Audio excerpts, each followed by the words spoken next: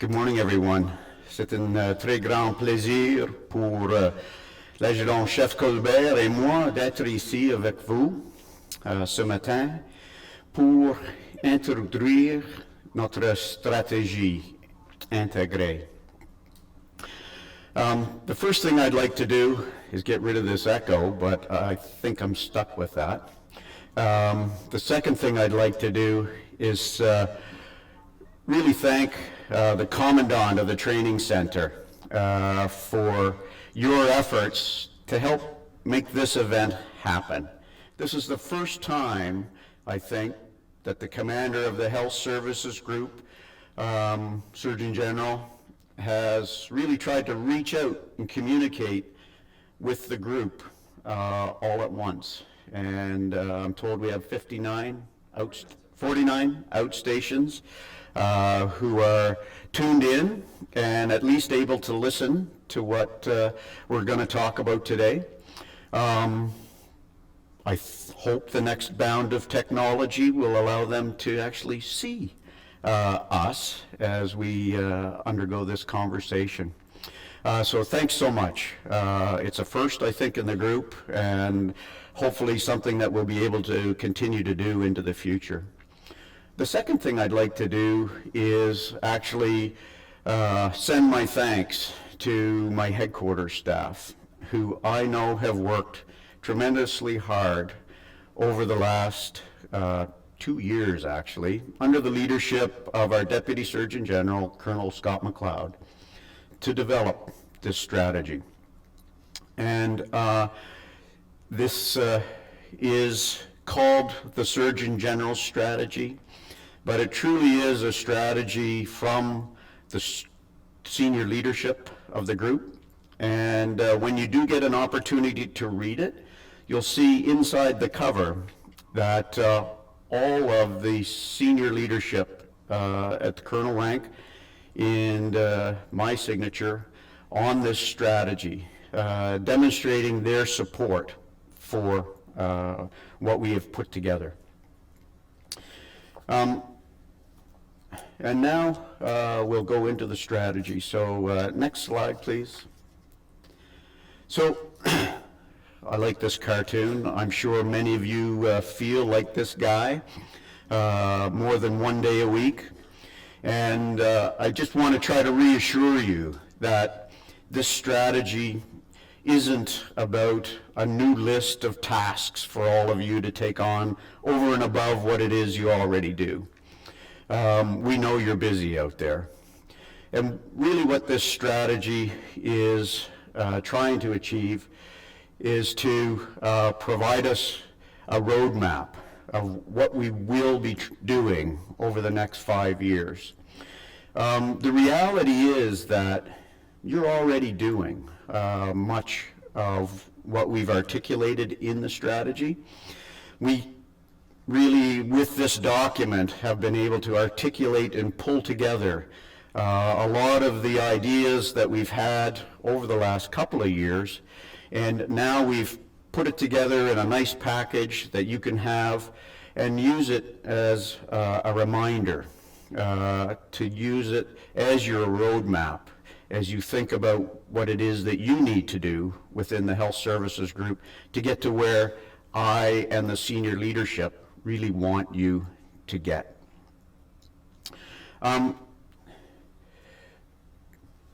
We believe that we can do things a little bit better by trying to make sure that we integrate the efforts of ourselves within the health services group, but also with many of the partners that we have within the Canadian Armed Forces and outside of the Canadian Armed Forces to deliver on the health.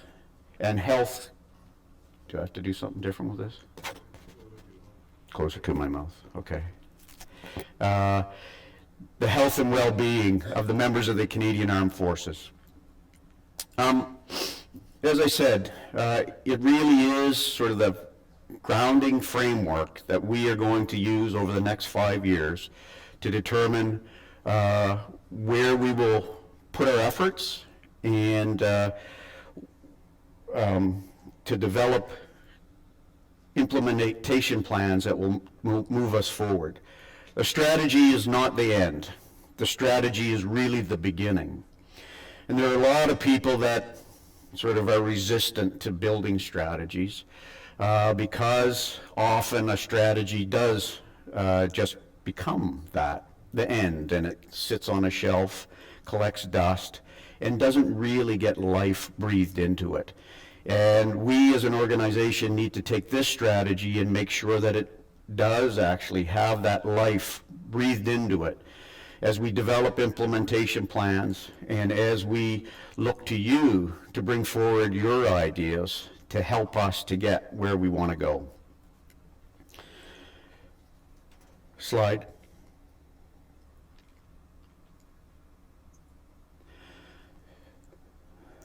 So this is just some of the pictures. As I said, you're already doing much of what we've articulated in the strategy.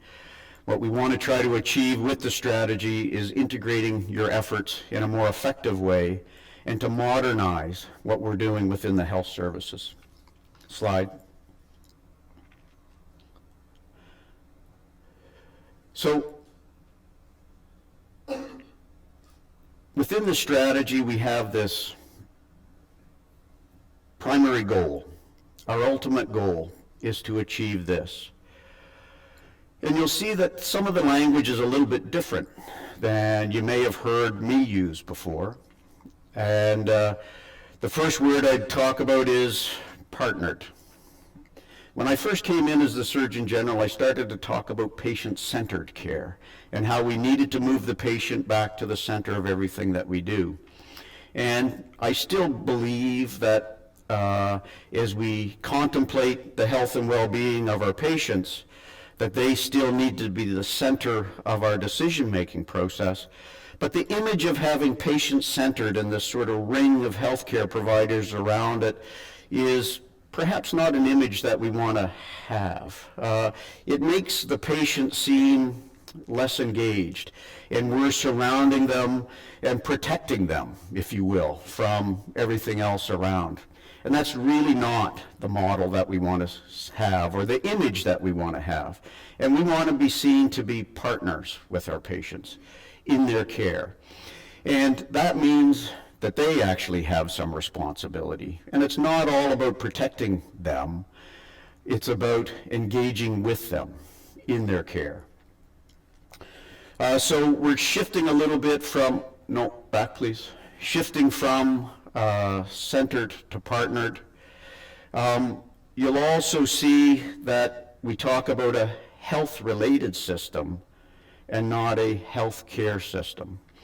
And that's not new for many organizations today, but we still ourselves need to start to think more about how we need to prevent illness and create healthy behaviors with our patients and encourage the chain of command and educate the chain of command about how to lead to healthy behaviors. And we still need to be there to provide that patient care when the members of the Canadian Forces do become ill or injured. But we need to make it a more holistic system that really tries to prevent us getting to that point where we need to provide that care. You'll also see the word integrated. And I think that the reason that we talk about integration now is we need to understand that we actually play a very small part in the actual health and well-being of the members of the Canadian Armed Forces. We play a critical part, but when you look at the determinants of health, the health care system really only contributes to about 20 to 25% of the health and well-being of people. And there are so many other aspects of life, their choices, their behaviors, their work environment, the risks that we expose them to because they're members of the Canadian Armed Forces that will impact their health and well-being. And as we contemplate our engagement with those partner patients, we need to think about all the other people that may be able to influence or contribute to the health and well-being of the members, and think about how it is that we can work with them more effectively, how to communicate with them more effectively in order to make them partners in that health and well-being of the individual members of the Canadian Armed Forces. So slide. So the strategy really is about that philosophy of health, of partnership, and integration. And we have 7 priorities that we've identified. You can't read them very well probably on the slide, but I'm going to talk to you a little bit about some of those priorities. And it's about that question. And I talked to you already about how we need you to be part of this. This is not just my strategy, it's your strategy, it's our strategy. And you need to be able to see where you fit in to this strategy, and you need to take some ownership of the strategy and start to think about how it is that you can work on that partnership and improve your ability to be able to deliver anywhere we have to provide that care and support to members of the Canadian Armed Forces. Slide. So I think that the first thing that I need to think about is you. And you are the Canadian Forces Health Services Group. We can't do anything without you. We need to be thinking about how we can invest in you to make you better prepared to be able to deliver the health system that we need you to deliver, and to be there to deliver on operational excellence and to make sure that the members of the Canadian Armed Forces are healthy and operationally ready to perform at their highest level of performance.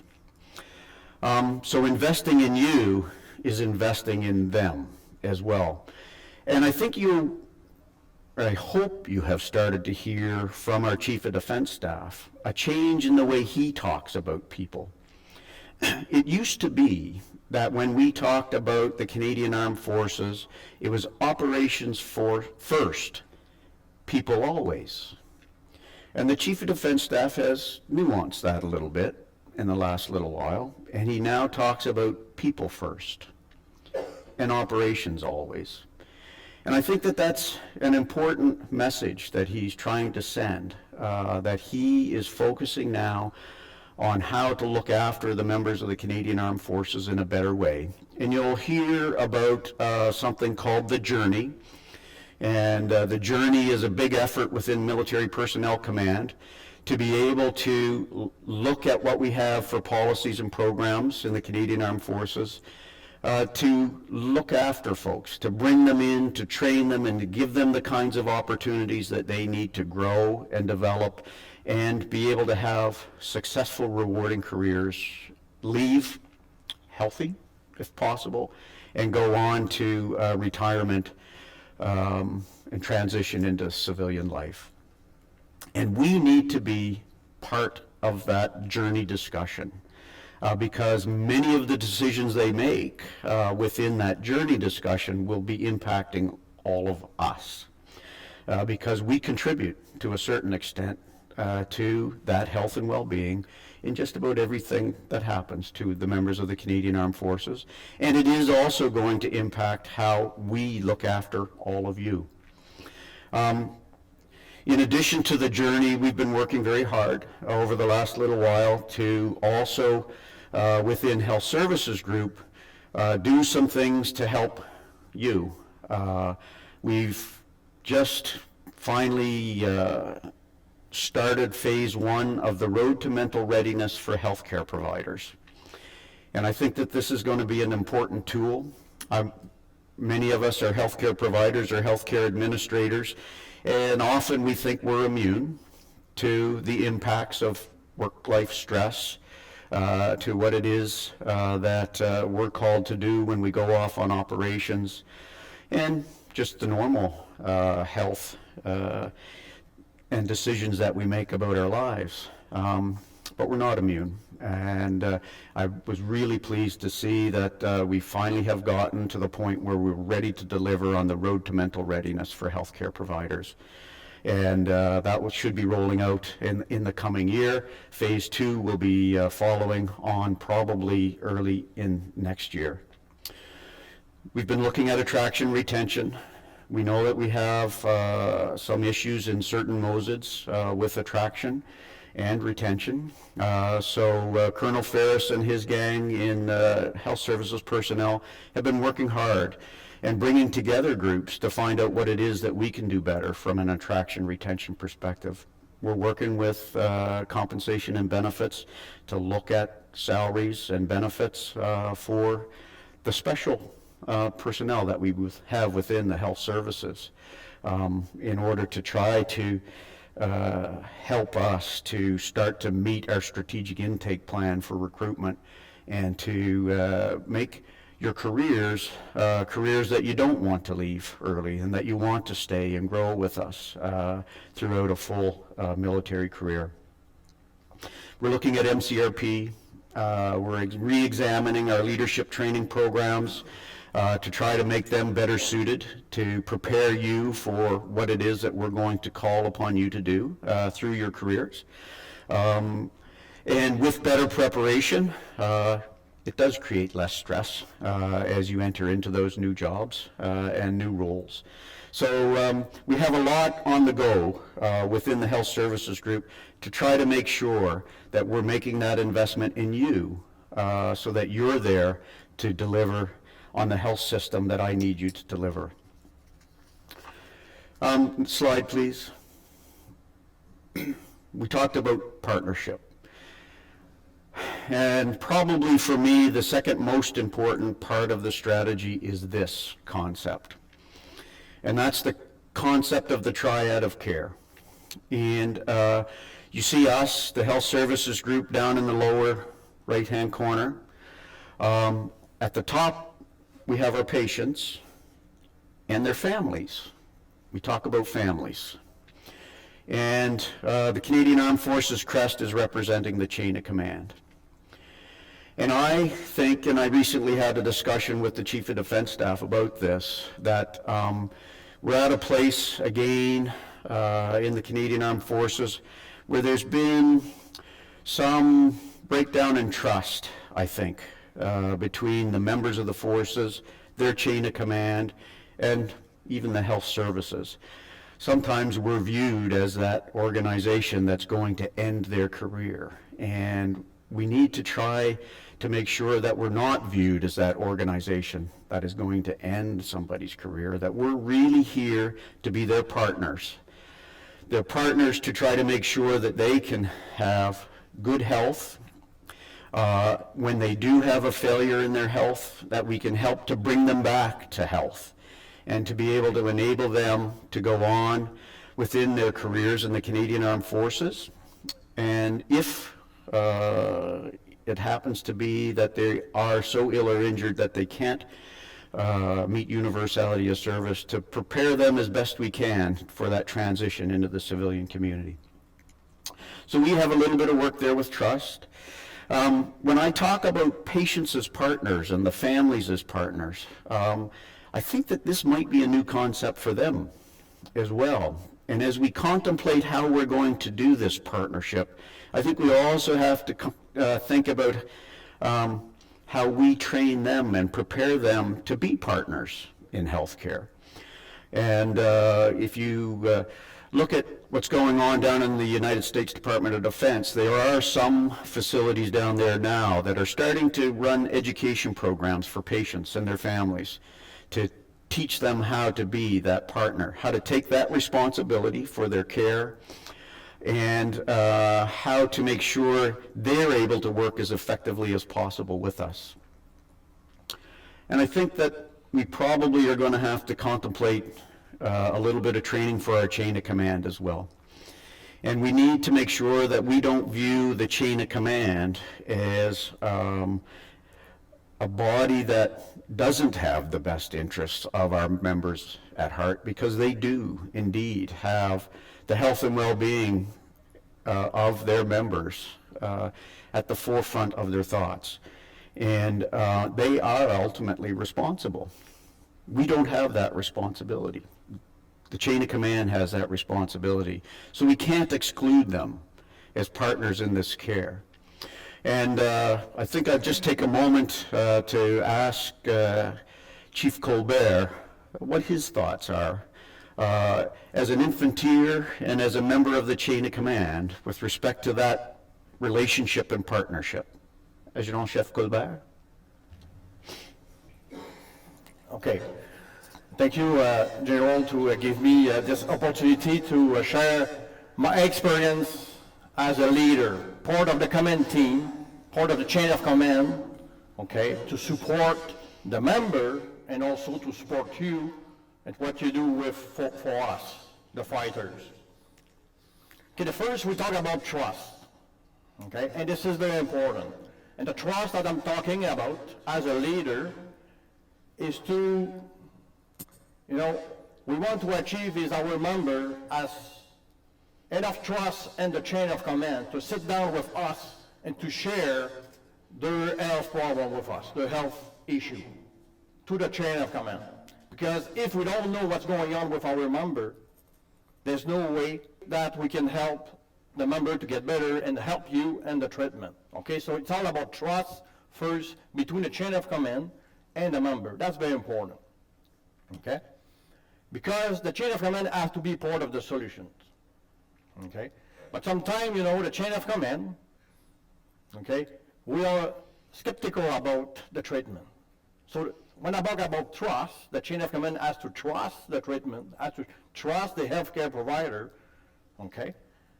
But how do we mitigate that? How do we mitigate the fact that sometimes the chain of command may not trust 100%, okay, the treatment itself? Because we all want the best for our member, and the chain of command sometimes we have a tendency to want our member maybe too quick back in the fight, okay? The way to mitigate that, I think, is the communications. That's the other key words that I want to talk about.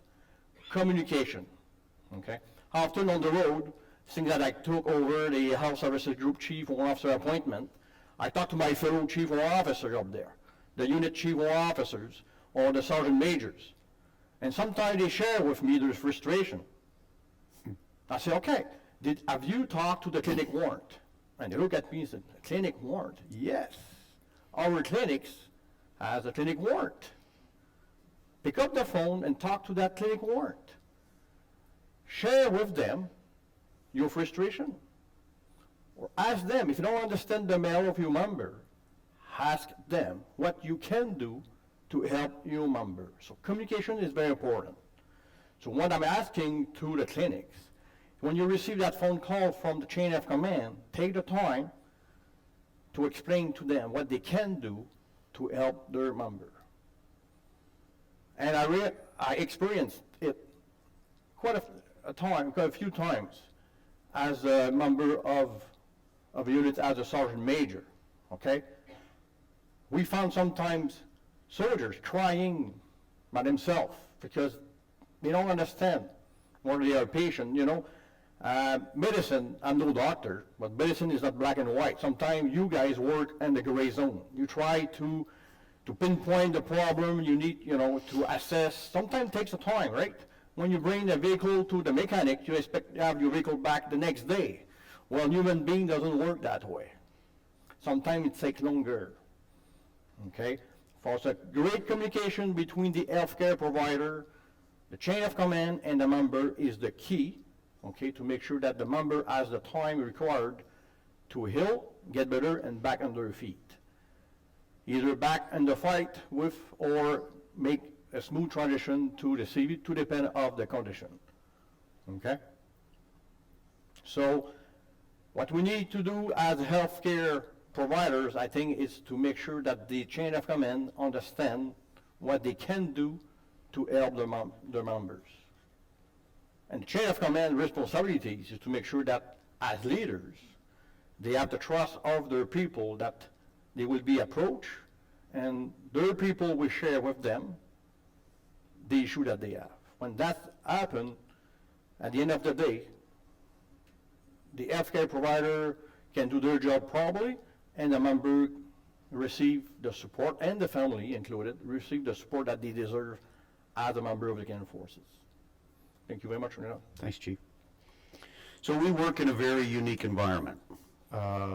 We work in an environment where the employer, or the chain of command, really has a responsibility for health and well-being of its members, and also looking after the families to a certain extent. So we need to, I think, work on trying to help that chain of command, those patients, and probably some of the family members, how to become partners in health and take advantage, in fact, of that unique situation that we have.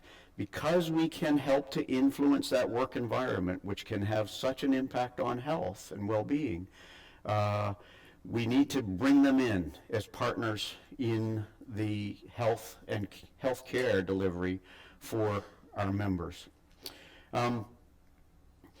There are many aspects that the chain of command can help with, and I think that Chief Colbert hit on it. Communications is key, and understanding. You work in a profession where your professional knowledge is unique. So you speak a language that's a little bit different than what the chain of command might understand. So you need to try to help them to understand that. And I believe that if we invest up front in integrating the efforts, that in the long run, that the care and the time it takes for people to recover and get better and return to work is going to be shortened and demand less of you in the long run if you can get things set up right up front. So this, I think, is key. It's not something that we can change overnight. Partnership is something that we're going to have to work on, trying to train and educate people how to become our partners. They might have to educate us about how we can become better partners for them.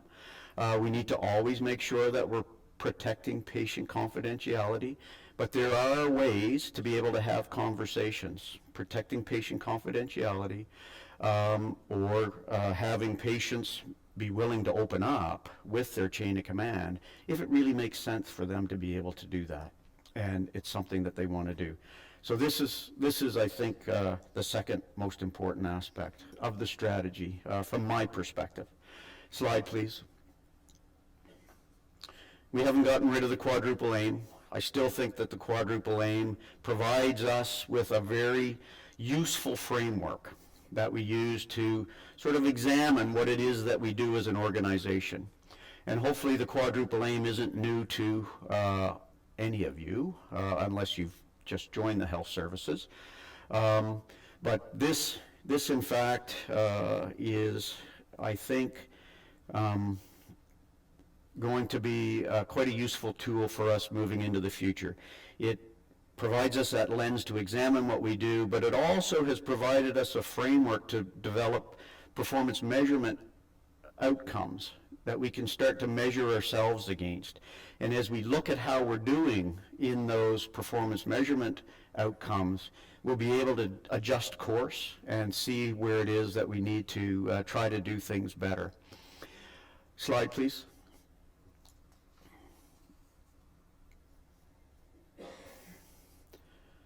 So the quadruple aim, I still remember it using HERO, health of the population, enhancing patient experience, resource stewardship, and operational excellence. We have already, as an organization, a lot of information about what it is that impacts the health of our population through the health and lifestyle information survey that we do, through the mental health surveys we've done. Director General of Military Personnel Research also does work that contributes to our understanding of what's impacting the health and well-being of our members. So we need to take that information and start to target the things that are having the greatest impact on our population to try to minimize those impacts and focus our efforts on the things that have the greatest impact within the population. You see, we're talking about obesity, smoking. We're actually doing better with smoking than we had in the last decade or so. And preventable injuries is a significant issue for us right now. And that's one of those issues where the chain of command has to be a partner for us. And you don't have to talk about patient confidentiality issues to address injuries, preventable injuries, many of them. So this is a place where we need to start to put some focus and create that partnership relationship to try to make that better. Understand that resource stewardship is not about cutting healthcare costs. This is about trying to make sure that what we're doing as effectively and efficiently as we can. And I'll tell you that although the department has had some considerable financial pressures over the last year, and looks like in the next couple of years, they haven't looked to me to say, I'm going to cut your budget. What they've said to me is, Surgeon General, we know what you're doing is important. What we want to be is reassured that you're making best use of the resources that you have, and we're going to keep giving you the resources to do what you need to do to care for the men and women of the forces. But you need to have things in place that I can demonstrate accountability to them, like performance measurement outcomes for us to measure and look at, but also to be able to demonstrate how we're integrating well with those important partners that are also influencers or contributors to the health of the members of the Canadian Armed Forces. So it's an important piece for us right now. I think we're doing a reasonable job there. I am concerned that I haven't been able to, or we haven't been able to move as far forward with performance measurement as I would have liked, but that has to be another thing that we focus on in the coming years as part of this strategy. And I think when we look at the operational excellence, we're talking about two aspects of it. The first part is making sure that the members of the Canadian Armed Forces are at peak performance, peak health, so that they can deliver as best they can when they're on operations. But it's also about you and that investment that we need to make in you to make sure that you're as healthy as you can be and that you have the training and skills that you need to be able to go out and deliver anywhere at any time that we need to call upon you to do so. So the quadruple aim, we're sticking with it. It's part of the strategy, and I think it's going to continue to provide us that useful lens to look at what we do. Slide, please. I think we've talked about integration a fair bit. It really is about, as you are engaging with a patient or thinking about a health program that we have, you need to be thinking about who else there is in the CAF or our civilian organizations that we work with that may also be able to influence or contribute to what it is that we want to try to achieve, and that's ultimate health and and well-being of the members of the Canadian Armed Forces, and see how it is that we might be able to bring them into our thinking and coordinate our efforts with what it is that they can do. Whether it's our allies on operations, our civilian partners near our clinics, or that we work with on preventive medicine programs or health promotion programs, those kinds of things. So integration is a real important aspect of this strategy. Slide. And modernizing our health system. We have, I think, been able to realize that we haven't kept pace with what's going on in the civilian community with respect to providing clinical governance and clinical oversight of the health care that we deliver in our clinics. We haven't been structured and organized with the resources or with the policies or programs that we need to be able to look at the care that we're delivering or the programs that we're delivering and evaluate them in a way to make sure that we are delivering the best quality of care that we can deliver, and that we're following best practices, that we're not asking for tests that we shouldn't be asking for or doing things that we shouldn't be doing as caregivers. And we're not unique in that there are times that our healthcare providers are not necessarily following best practices. It's hard to keep up. It really is. There's so much information and knowledge that you have to be able to deliver best practices that really I can't expect that you're always going to be doing that. But we need to have a system in place that enables us to look at it, identify areas where we may need to do some additional training or changing the program in order to make sure that we do have the most efficient and effective healthcare system, achieving the best outcomes that we can for those that we do care for. So clinical governance is really important. We're also going to be looking at how it is that we can sort of optimize use of new technologies. We have a health information system that was kind of state-of-the-art when we brought it in. It's probably not so state-of-the-art any longer, and it's going to take us a while probably to replace it. I get a lot of sort of eye-popping when I talk to the system about our need to put in a new health information system. We're going to have to build a very solid business case for it because it's not cheap to do it, and there are a lot of competing demands within the forces right now for the envelope of money that we have available.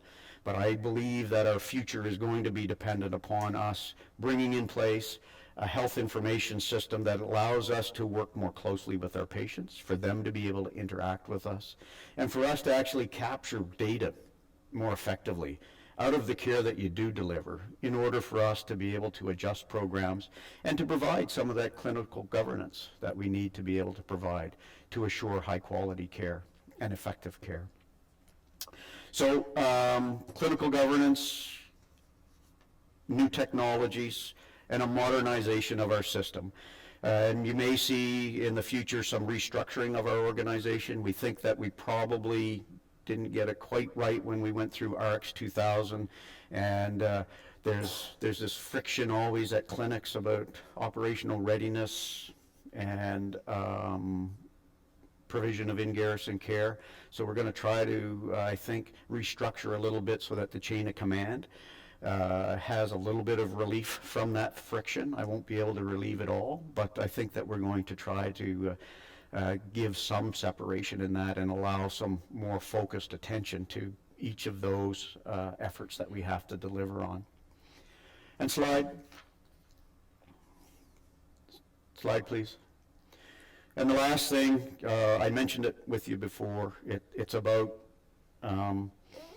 learning and sharing ideas. And I can tell you that those of us in the headquarters have a lot of ideas, but we're not out there delivering the care like you are. And some of our ideas may be, thinking about what happened 10 years ago or 15 years ago, as opposed to the here and now for you. So we really do need you, and we do need your ideas in order for us to be able to move forward effectively with the strategy. And we look to you to be innovators, to not be afraid to come forward with your thoughts about how we might do things better, how we can work on that integration, how we can help our patients to be partners, how we can engage families in some of the discussion about the programs that we are delivering and about what's going on with their loved one who is our patient. So we are going to be trying to create a portal where we can capture ideas. We already use a clinic leadership program where we bring together the senior leadership from the clinics to bring their ideas together and to try to share ideas. And we want to be able to make sure we have a system that can find that great idea that really makes a difference for a patient, and figure out how we can start to spread those ideas across the organization to make us that much better as a healthcare system, as a health system. See how I fall into healthcare? We really need to try to get away from just thinking about the care aspect, but that health system more holistically. So you guys have been very patient and sat here for 45 minutes, listening to me. And now it is your opportunity to ask me questions that you may have about the strategy. I know some of the outstations may have sent in some questions, so we'll be prepared to try to answer those. If we can't get to them all during the time we have, we'll make sure that answers are put together for those outstations, and we send those answers out to folks across the group. So does anybody here have a question for me about the strategy? Hi, sir. Just a quick question. My name is Captain Burgee from One Field Am. You mentioned just briefly kind of clinical restructuring in care versus operational care. Just wondering if you're able to elaborate on that a little bit, or if you can just give us an idea of what kind of restructuring you're thinking about at this point. Sure. So most of the friction is in the field ambulances, actually, where we have one CO responsible for an in-garrison clinic and the field component. And our thought is that we need to probably restructure ourselves so that there's a separation of that, and I don't want to say field deployable aspect, but deployable aspect of the health services group and our in-garrison aspect, so that there could be separate chains of command looking after both, or each, and therefore allowing them to have that focus. Now, we don't have right now enough in our deployable force to be able to meet all the demands of operations. So the thought is that rather than having everybody in garrison clinics at readiness to go, we'll start to identify certain positions within those clinics and say, you, and you are going to be the deployable assets out of this clinic. You then need to do certain amount of MCRP, and the other folks who are not would have a lesser amount of MCRP that they have to do, and they can be focused on that in-garrison care. So there's still going to be, as I said, I can't get rid of all the friction, because I am going to still have to pull some people out of clinics in order to meet the operational requirements. Now, we think that will help us. We continue to be hopeful that that the defense policy review is going to come out in the not too distant future, and we'll see whether or not there are opportunities within the defense policy review. I can tell you that in my conversations with the Chief of Defense Staff, that he in fact looks at the health services as a capability that he would like to be able to grow. He recognizes that, you know, the Ebola crises that we responded to, those kinds of things are going to continue to happen. And I think they're starting to recognize how health impacts security, and the need to make sure that there is engagement from health services to help to do capacity building, perhaps, with organizations, as we did with the Afghanis, but maybe more of that type of thing. So we're looking and are poised ready should there be opportunities that present themselves in the future to try to define something that will help to relieve that pressure on the in-garrison care even more if we can build some more deployable force. But if we do have opportunity, I also want to make sure that that governance piece that I talked to you about, that we're not really resourced to do, that we're able to try to commit something there as well, because that is really, really important for us as an organization, to be able to make sure that we are delivering the quality of care and the patient safety aspects of care that we need to be able to deliver on as well.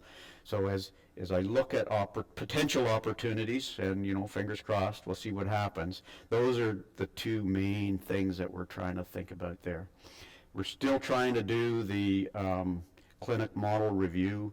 That's complicated, but it is going to be part of the strategy moving forward as well, to look at how we're structured in Garrison. Okay? Is that enough detail?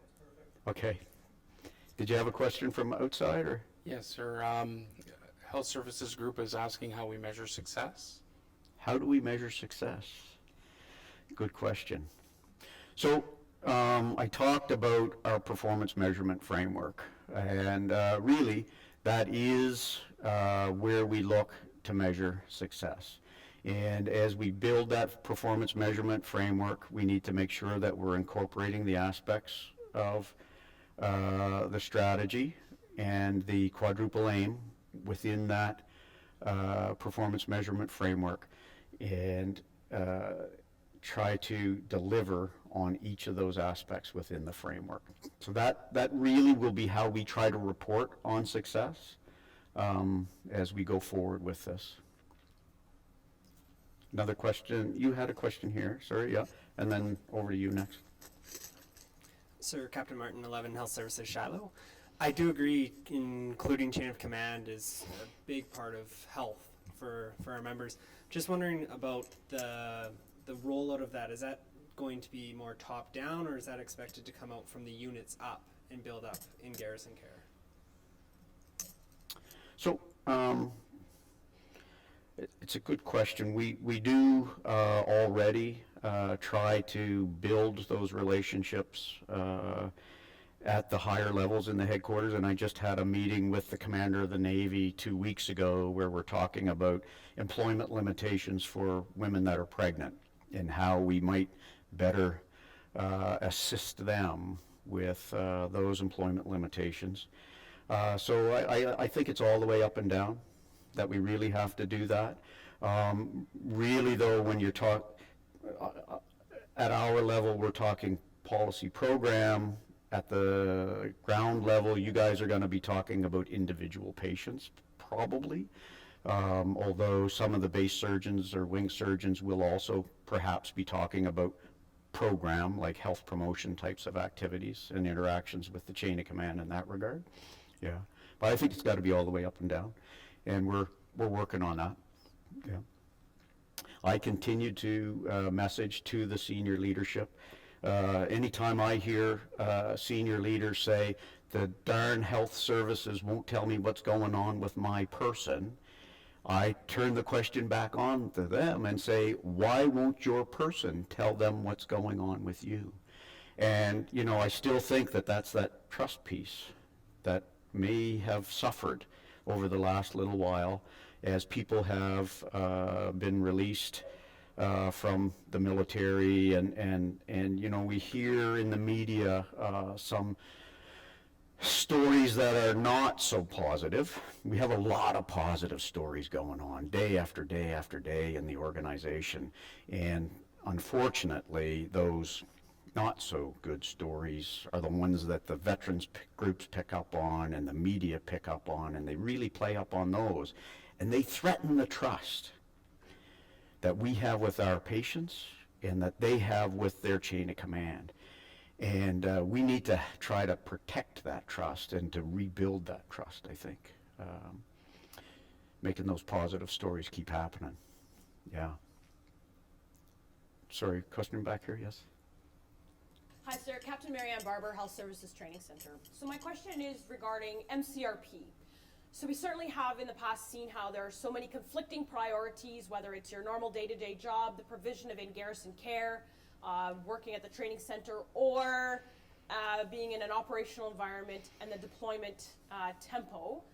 how are we moving forward with the new strategy in terms of ensuring that our people are clinically current, competent, and able to deploy and as well able to provide the best garrison care? What's the vision for this as we move forward? The vision for this. So we're starting to tweak the MCRP a little bit right now. I talked already about that need that we think we've recognized to try to separate some of that friction between the operational deployable field force and the in-garrison group, take a little bit of the pressure off of that in-garrison group so they can focus on that. So there's no easy fix to this. There are only so many hours in a day, and I think that as we work on that organizational restructuring a little bit, it will help as we redefine who it is that we expect to be ready to deploy out of the in-garrison setting. It will take a little bit of pressure off of some. Everybody wants more resources. Can't say that we're going to get there, but providing some of that clinical governance, providing greater efficiency through integration of our efforts is really where we're hoping that we're going to be able to, and I know hope's not a plan, but I mean, it is trying to make sure that we're as efficient as we can be in the care that we deliver so that you do have that time to be able to commit to the things that you need to do in the role that you're in to be ready to do, if it's deployment, that deployment activity. There's no magic bullets. It's not going to fix tomorrow. This is a 5-year strategy, and we're going to have to continue to work on it.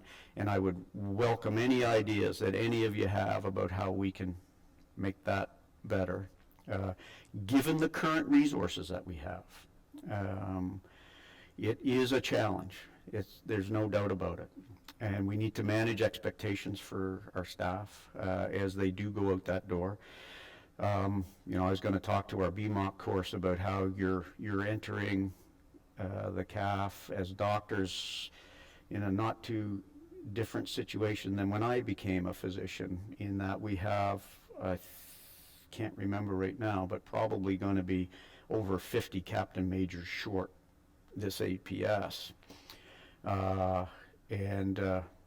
When I came in, we were 40% short on docs, which was not insignificant. So I didn't have the kind of training opportunities that we wanted docs to have. And we need to just optimize the time and the effort that we put into getting ready for operations, understanding that you're going to be the best person that's on the site to do the job that you're being asked to do. And that you might not be an emerge doc or have the pediatric skills that you would love to be able to have, but might not be able to have. So that's part of also looking at this MCRP, is setting the appropriate expectations for our staff as they go out the door.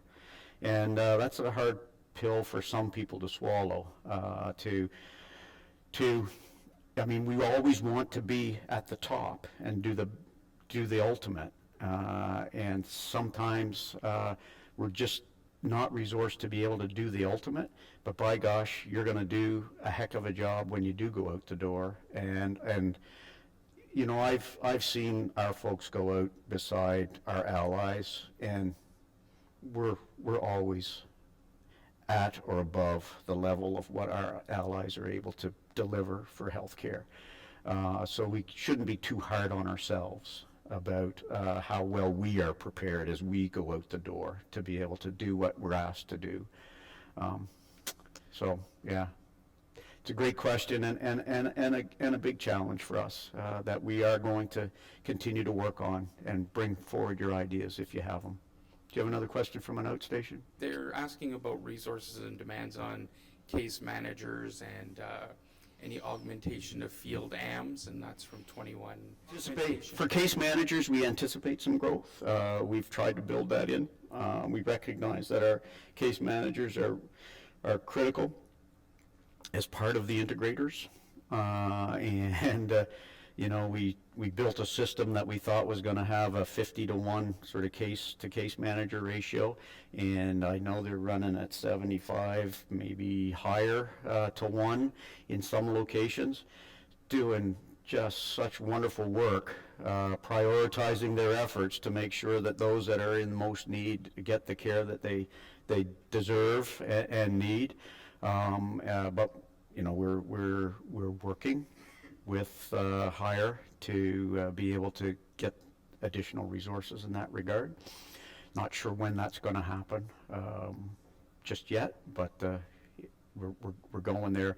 And I have the support of the Chief of Defense Staff on that. He specifically identified in the initiative for transition through the JPSUs for us to increase case management. So it's not me fighting the fight alone on that one, which is always nice. So I guess we'll wrap it up. I'm sorry to all of you that have other questions. We'll try to get you answers in time. I'm probably not going to personally answer each one of them. I'd love to have the time to do that, but we'll farm them out to some of the staff to help to get you the answers in relation to the strategy.